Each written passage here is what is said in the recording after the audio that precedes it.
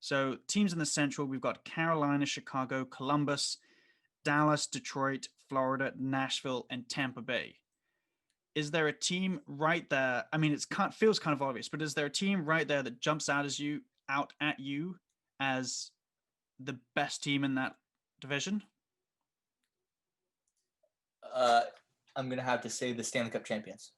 Oh, that's a great bet. You know what? I would have also said the Tampa Bay Lightning. I think we could probably end the podcast at this point. We've Yeah, done all the research we need to do, and that's all you really need to know about the Central Division. I'm yeah. kidding. Tampa is a good team. You heard it here So, first.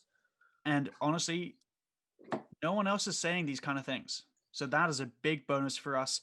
It seems like a perfect time to plug our Twitter, which is the Halftime Brewskis Podcast. And if you want hot takes like the fact that Tampa Bay are a really good team, follow us on Twitter. Now, obviously, we've got Tampa at the top of that league, far way better than everyone else. The next couple spots, though, I think are actually quite dicey. I think we can all agree Detroit is still in its rebuilding phase and is not part of this conversation. And and Chicago is like, I think if you had Taves back playing this year and you still had Corey Crawford in goal, or at least part of a goalie tandem, they would be in that surprise category. But other than that, who do you think is going to be rounding out these top four picks that will go on into the playoffs from the Central Division? The Central Division is kind of interesting to me because you have a couple teams who are decent Mm-hmm. but have holes. And Yep. in saying that, like Tampa is not included in that conversation because I think No. Tampa is still perfect on paper because they were able to fix their salary cap issue without actually trading anyone. And they'll have Kucherov back for the playoffs. So that all is kind of moot at that point. But then you have the next kind of shuffle of teams, and I am including Dallas in this, even though they went to the Stanley Cup final. As in teams that could be really good, but just have question marks surrounding them. So, like for my kind of top three right after Tampa, I kind of have a mix of kind of Carolina, Dallas, and Columbus. Yeah. And they can. I also see those teams kind of Carolina and Dallas could finish second or third. Like there's a lot of flexibility there. But none of those teams really jump off the page as being kind of really, really good. I think Carolina looks to be very good, but their goaltending is suspect at best. And we'll see if they can get high end enough production from the top of their lineup. Dallas, I think, is really solid, but I think a lot of their was kind of like the playoff magic in the bubble that they were kind of able to kind of catch lightning in a bottle. Yeah. And kind of go on the little run that they had. And then Columbus is, who knows what will happen with Pierre-Luc Dubois and that whole situation, but I think that is going to be a distraction whether they like it or not, because that is by far and away their best player or their best forward. So, and of course, anyone following NHL trade news and stuff will know that he was actually disappointed by getting the deal he wanted. He wanted to be traded.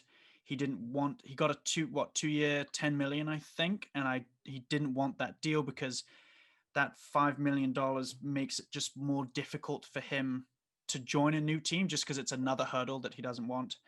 I think Carolina is probably the best of the rest kind of thing. I agree with you that it's this kind of division where you're not really sure what's going to happen. Any of those, and I'm going to throw Nashville and Florida kind of into the lower half of this mix, just because like Nashville seem to be, and Florida actually for this matter, are perennially good teams that always find a way of choking or messing up at the worst possible times. And yet they go on good streaks and solid streaks and somehow they don't get it done. But I think this year, because everything is so different, there's a chance that one of those two might sneak in place of a Dallas or a Columbus. But by far and away, Tampa Bay is just a class above the rest in these. And I think there's every chance that Tampa Bay will have the best record overall because of everyone else in that division being a bit suspect. Yeah. And I think I gave up on Nashville a long time ago.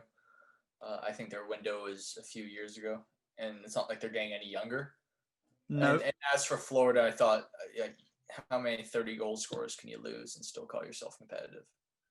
Right? I mean, like... It's asking a lot of a few players. It's asking a lot of Huberdeau. It's asking a lot of Ekblad.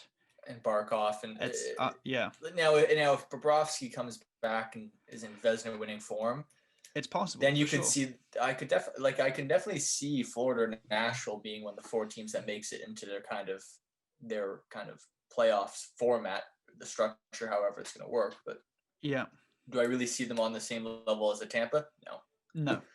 Well, so now that you've mentioned it, the way the playoffs work for this year, it's the top 4 in each division qualify for the playoffs. So it's kind of a throwback to years gone by, where before they changed the playoff format. So now the playoff format is, in previous seasons, I've always hated it because it's the kind of weird divisional, 1 plays 3, 1 and 2 and 3, like 2 plays 3 and 1 plays the other one of the other, it doesn't make sense. But they've changed it now, kind of reverted to old, where first place plays 4th place, second place plays 3rd place, which just feels a little better. And a little easier to stomach. And then the 4 teams that will advance will be seeded by their points based in the regular season. So there's obviously the incentive to win. I think we both agree, always there's the incentive to win, duh. I think we both agree that Tampa Bay is going to win this division hands down. Who are you picking 2nd, 3rd, 4th? Or like not even 2nd, 3rd, 4th, but are you sticking with Carolina, Columbus, Dallas as your top 4? I am. Interesting. Well, this will be the first one we disagree with, because I think... No, actually, I don't really. I mean, I kind of feel like Florida is going to be a surprise this year, because I think Bobrovsky will come back, and I think Huberdeau will be great. No. I can't commit to this. I can't commit to that. So I scratch it. I agree. Tampa, Dallas, Columbus, Carolina. But I think Carolina are going to be a much better team than Columbus and Dallas. Yeah. And all this is before we know what happens with Dubois. Because if they trade Dubois for futures, then that changes my prediction. If they trade Dubois for Patrick Laine, I mean, I probably believe in my prediction even more. So, yeah. Well, on that, do you think that's the deal that Columbus would like to make? I think Columbus would love that deal. I don't think that's going to happen. I think that's just people in the media and people online thinking that 2 players want out, that they make perfect sense for each other. But I mean, as long as it's not a Taylor Hall type 1-for-1 trade, I think, Well, I mean, like the last time Columbus had this problem was with Ryan Johansson, right? And that he was kind of their young superstar, young center. Yep. And it's eerily similar to the same way that Dubois is wanting his way out of Columbus now. And I mean, Columbus held on, and I mean, they won that deal by a landslide, right? When they traded him for Seth Jones, 1-for-1 straight up. So I could see a 1-for-1 straight up with Pierre-Luc Dubois. I just think Pierre-Luc Dubois you have to be very careful with, because I think Dubois is going to be much better than Ryan Johansson. So